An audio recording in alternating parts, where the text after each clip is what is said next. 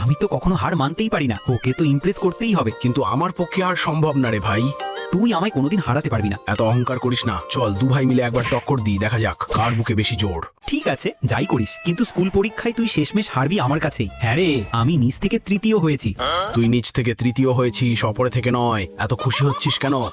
আসলে ক্লাসে সবার চেয়ে টপ করা আমার লক্ষ্য ছিল না, শুধু তোকে টপ করলেই হতো। তুই তো সবসময় আমার নিচেই থাকবি ছোট ভাই। শালা হারামি, তুই সারাক্ষণ আমার পেছনে পড়ে থাকিস কেন বলতো?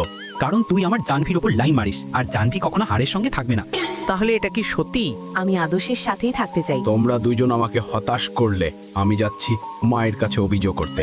আরে ছোট ভাই তো একদম রেগেই গেল, কিন্তু আমি খুব খুশি। আর তোমার সঙ্গে থাকলে আমি আরো বেশি খুশি। কিন্তু এই লাভ লেটারটা আমি কিভাবে রোহনের কাছে পৌঁছাই বলো তো? একটু ভয় করছে। অরে জানভি, তুমি এখানে একা কি করছো? লাভ লেটারটা লুকোতে হবে। আমি তো তোমারই অপেক্ষা করছিলাম রাজ। তাহলে তো বাইরে চলে এলেই হতো। আমি আসতে যাচ্ছিলাম, কিন্তু ভাবলাম এখানেই তোমার জন্য অপেক্ষা করি। আমার মনে হচ্ছে তুমি কিছু একটা লুকাচ্ছ।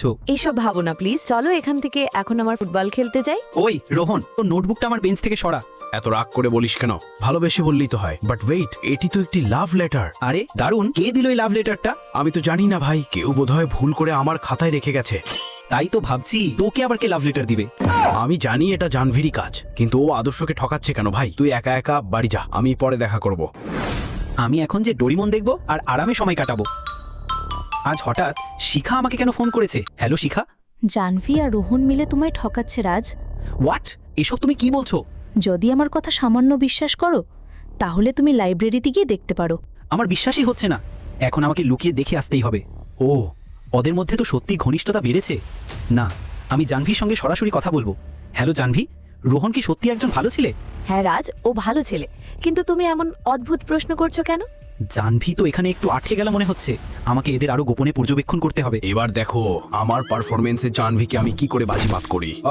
মাগো, আমার পা ভেঙে গেল। ও নো, আমাকে তাড়াতাড়ি যেতে হবে। এখন আমি রোহনের সাহায্য কিভাবে করব? টেনশন নিও না জানভি, আমি তো আছি। আমি আমার ভাইকে পিঠে তুলে নিয়ে ওকে সাইডে নিয়ে যাচ্ছি। তুমি শুধু 2 মিনিট অপেক্ষা করো ব্রো। আমি জানভির সঙ্গে মেডিকেল থেকে ফিরছি। এই নাও জানভি, এটা ওষুধ, কিছু গরম সেক আর হিলিং স্প্রে। এই সব দিয়ে রোহনের চিকিৎসা করবে। তোমরা তো এখন অনেক কাছাকাছি চলে এসেছো। একসঙ্গে ঘোরো, পড়ো, খেলো, লাভ লেটার নিচ্ছ। এটা কি শুধু বন্ধুত্ব? আরে ও লাভ লেটারটা তো তোমার জন্যই লিখেছিলাম পাগল। তুমি কি বলছো এসব? তাহলে আসল ঘটনা কি? সরি জানভি, এই চিঠিটা আমি রাজকে দিতে পারবো না। কিন্তু কেন রোহন? কারণ আমি ওর বেস্ট ফ্রেন্ড, আর যদি আমি দিই ও ভাববে আমি কোনো প্র্যাঙ্ক করছি। আচ্ছা ঠিক আছে, তবে তুমি অন্তত আমাকে ওরকে ফাঁসাতে সাহায্য করতে পারবে। হ্যাঁ হ্যাঁ, বলো কি করতে হবে? কাল লাইব্রেরিতে দেখা হবে, তখন তুমি আমাকে ওর সব পছন্দ অপছন্দ বলবে। রাজ তো গেম খেলতে পছন্দ করে, বই পড়ে, আর বন্ধুর সঙ্গে মজা করতে ভালোবাসে। তাহলে আমিও একটা বই সঙ্গে রাখবো। এই নাও তোমার জন্য লেখা প্রেমপত্র। ওয়াও, এই চিঠিটা পেয়ে তুই তো নিশ্চয়ই জ্বলে পুড়ে খাক হয়ে গেলি, তাই না রোহন ভাই? আমি কেন জ্বলবো রে শালা? ওদের বন্ধুত্ব তো অনেক কিউট। আমি তো কখনো জাহ্নবীকে এই চোখে দেখিনি, না হলে আজ ও আমার হতো।